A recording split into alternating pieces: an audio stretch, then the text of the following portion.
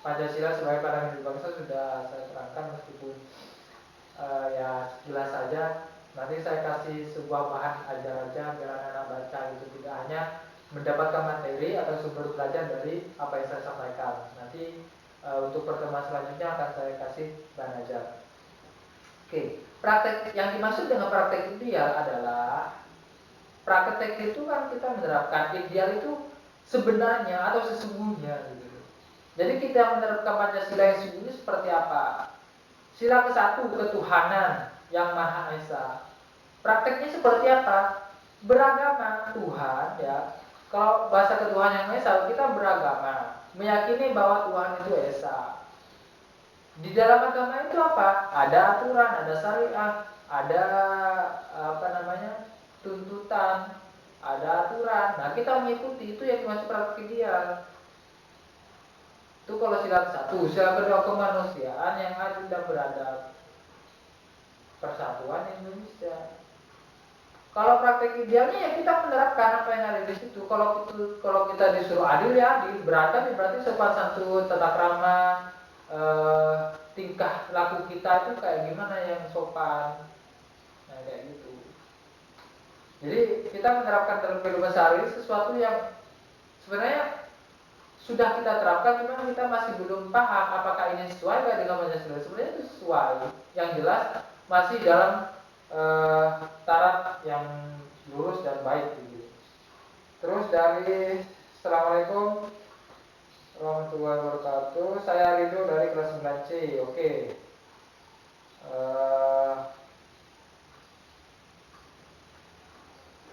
Apa upaya pemerintah memberikan nilai Pancasila dan bidang sosial dan budaya? Terima kasih.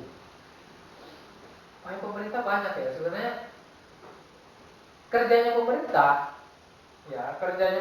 yaitu untuk mewujudkan nilai-nilai Pancasila.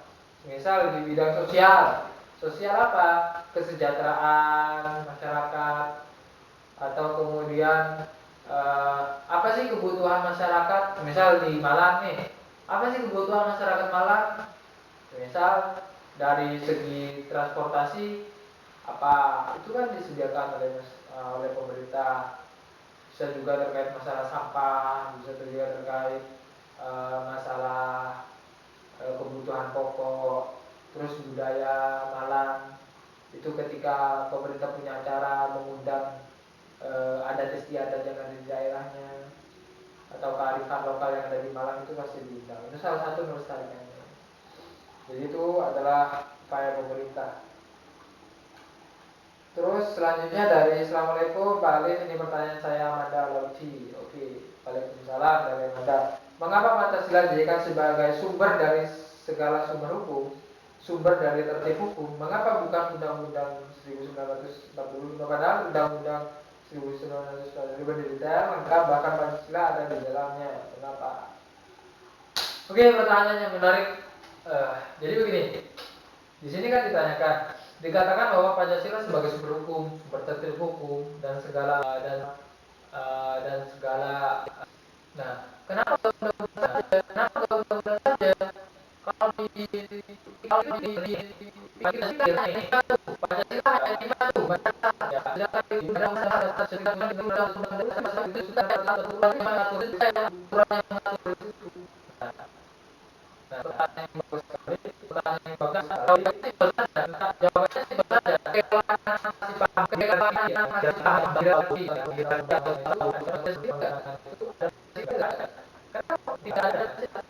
Tidak ada Pancasila itu yang lebih tinggi dari lebih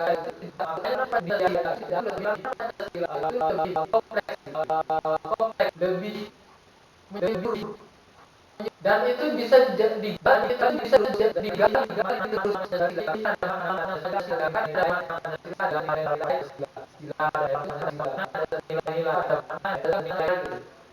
jadi kalau kita berbicara Pancasila tidak sesimpel 5 dasar itu, tapi dia punya nilai, punya makna yang itu harus kita pahami bersama. Itu banyak. Kalau misal kita masih ingat di di Orde Baru bahkan kita itu punya panduan dalam berpancasila itu dalam kehidupan sehari-hari ada. Itu ada itu. Nah, Jadi Pancasila itu lebih tinggi daripada Undang-Undang Dasar. Oke, jadi makanya dijadikan sebagai sumber dari, kemudian sumber dari tertib hukum.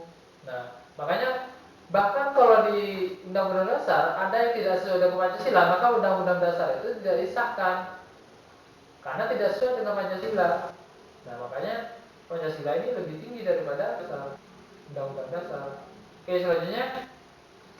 Assalamualaikum Pak, ini Jihan Humaira. Nah ini tadi dijawab oleh Oke, di sini sudah dijelaskan sama Jihan. Pertanyaannya adalah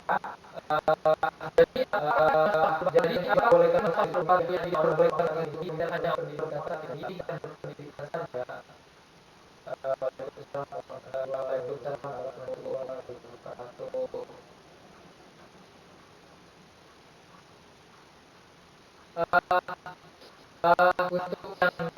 Untuk yang kemarin ini, saya kemarin melakukan sedikit melakukan observasi bagi orang-orang ini, saya kira itu orang tua kita itu ada yang mengalami masalah baru, gimana praktek pemilu di pemilu. Saya kemarin sebenarnya semua masyarakat Indonesia itu boleh mengikuti pemilu. Beda untuk yang golongan pegawai itu ya, itu wajib memilih golongan ini gitu. Kalau selebihnya terserah masyarakat biasa ya, terserah mau milih siapa aja. Tapi kalau untuk yang salah satu pegawai, orang-orang pegawai itu wajib gitu. Jadi tidak bisa memilih yang lain, harus milih itu. Nah itu saja sih perbedaannya. Oke, assalamualaikum. Saya Alima kelas 9A. Apa yang dimaksud dengan Pancasila sebagai pandangan hidup? Alima, Ila ya. Oke. Lanjut saja ya. Assalamualaikum Pak, saya Divania Safa Zahra di kelas 9B. Mengapa cara menghormati Pancasila berbeda? Terima kasih Pak. Semoga terjawab. Semoga Bapak dan Saudara selalu diberikan kesehatan oleh Allah Subhanahu wa taala. Amin. Tetap semangat. Waalaikumsalam warahmatullahi wabarakatuh. Waalaikumsalam. Diva selalu mendoakan ya. Terima kasih Diva. Semoga ya doa itu kembali kepadamu. Oke. Cara menghormati Pancasila berbeda.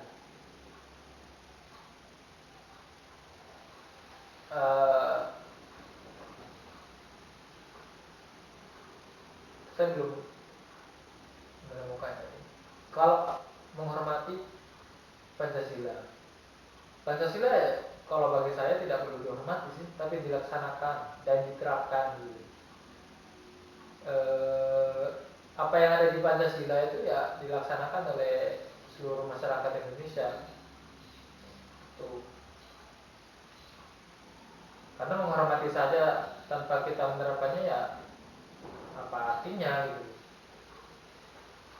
Kayak menghormati bendera merah putih, maksudnya gimana? Bukan kemudian kita itu hormat sama yang merah putih, sebenarnya bukan di situ letak dari maksudnya itu. Tapi kita itu menghargai jasa-jasa para pejuang gitu, untuk memerdekakan Indonesia. Kita kembali ke sejarah. Banyak arti dari apa yang kita lakukan sebenarnya di situ. Oke, assalamualaikum Pak Alif. Ini pertanyaan saya, Dia Santi 9A. Waalaikumsalam warahmatullahi wabarakatuh. Pak, maksudnya penyelesaian sudah dijawab sama Jihan ya. Selanjutnya, assalamualaikum, saya Balkis Alis 9B. Pertanyaan saya, cara menghormati hak-hak anggota masyarakat itu dengan cara seperti apa Pak? Waalaikumsalam warahmatullahi wabarakatuh. Sekian. Balkis, menghormati hak-hak anggota itu sudah diatur di dalam HAM ya. Yang pertama, kita tidak melanggar hak orang lain, mengambil hak orang lain, atau membatasi hak orang lain. Kalau itu sudah kita melakukan itu, berarti kita sudah nggak menghormati. Semisal nih, yang mana ya? Yang minta anggota masyarakat. Nah, di dalam masyarakat itu kan aturan. Ada tulisan kalau kita masuk kampung, semisal matikan motor, kenal potbrong, Nah, kita melaksanakan itu, mengikuti apa yang ada tulisan di situ, itu oke. Kalau itu berbuat tulisan, yang selanjutnya sudah menjadi kebiasaan kita atau kultur kita. Kalau bertemu sama orang lebih tua, kita menyapa. Kita berada di atas kendaraan, kalaupun kita tidak berkesempatan untuk turun, minimal kita menyapa gitu.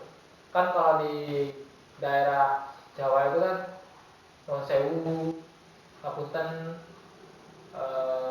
apalagi bahasanya ya monggo itu kan biasanya gitu.